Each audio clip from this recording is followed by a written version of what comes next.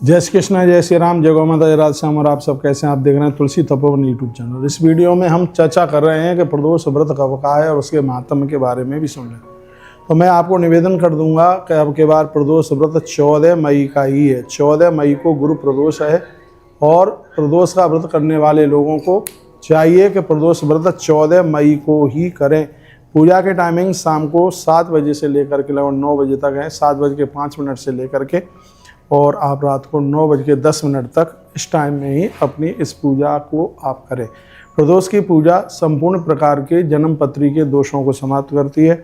यह मैंने आपको पहले भी निवेदन किया और मैंने ये भी बोला है कि प्रदोष वाले दिन संध्या के समय शिवालय में भगवान के मंदिर में ज्योत जलाने की बड़ी महिमा। दीपम मंद प्रभम दृष्टा पक्वानी वीक्षणाय च। शिव पुराण में एक गुणनिधि नाम के ब्राह्मण पुत्र की कथा आती है, जिसने मंदिर में बुझते हुए दिए को अपना कपड़ा फाड़ करके दीप प्रज्वलित कर दिया। तो उसकी महिमा ये हुई कि आने वाले समय में वही व्यक्ति कुबेर के रूप में धरती पर प्रकट हुआ। इतनी बड़ी महिमा दीप दान की है। भगवान का भोग लगाने की तो महिमा है ही, लेकिन दीप दान की बहुत बड़ी महिमा है। इसलिए इस दिन आप दीपदान जरूर कीजिएगा। पतंती लिंग शिरसी दीपक छाया निवारता। यदि स्वप्न में भी दीप की ज्योत शिवलिंग के ऊपर पड़ गई तो भगवान संपूर्ण पापों को समाप्त कर देते हैं, खत्म कर देते हैं। त्रिपुंड धारण करके ही पूजा करें। यह त्रिपुंड धरा लोके विभूत्या सत्यागड़ा ते सर्वे परिहर्तव्या नानितव्या कदाचन। स्वयं धर्मराज कहते हैं कि जो माथे पर भस्म लगाता है, भस्म से महादेव की पूजा करता है, ऐसे लोगों को कभी नरक लेकर के मत आना। यह स्वयं धर्मराज ने अपने दूतों को कहा।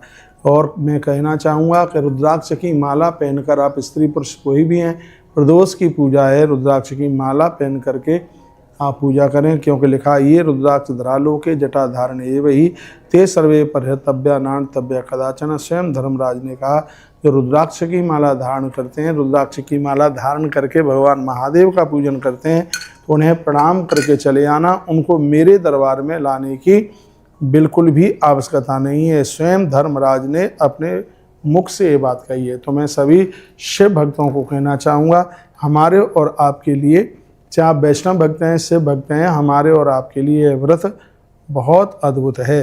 तो सभी लोग शिवालयेषु सर्वेषु दीपदानाद्रते ध्वजः, जैसे ब्राह्मण लोग भगवान महादेव के मंदिर में दीपदान करते हैं, सभी वर्णों के लोगों को प्रदोष वाले दिन भगवान महादेव के मंदिर में दीपदान करना चाहिए। 1 लोटा जल भगवान महादेव को चढ़ाएं, बेल पत्रियां जरूर चढ़ाएं, काला तिल भगवान शंकर को चढ़ाएं, रोली कलावा फूल मिष्टान इत्यादि से भगवान शंकर की पूजा कीजिएगा, क्योंकि मनुष्य धर्मणा नैव साम्प्रतं विद्यते।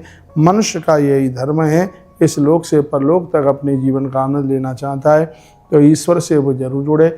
गुरुवार का प्रदोष है, इसलिए गुरुवार का जो प्रदोष है वो माथे की एक एक नसों को खोल देता है, व्यक्ति को धर्म से जोड़ता है।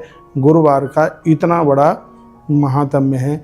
मैं निवेदन करना चाहूँगा, प्रदोष का व्रत करने वाले लोग दुश्मनों को जीत लेते हैं।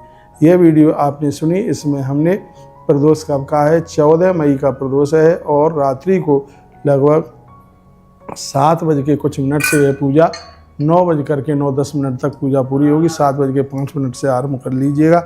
ये 2 घंटे का जो पूजा का मुहूर्त है बहुत ज़्यादा अद्भुत है, ये बहुत आनंद कर देगा। पूजा, ये वीडियो पुरानी नहीं है, 2026, और ये वीडियो आज आपके पास में पहुंच रही है।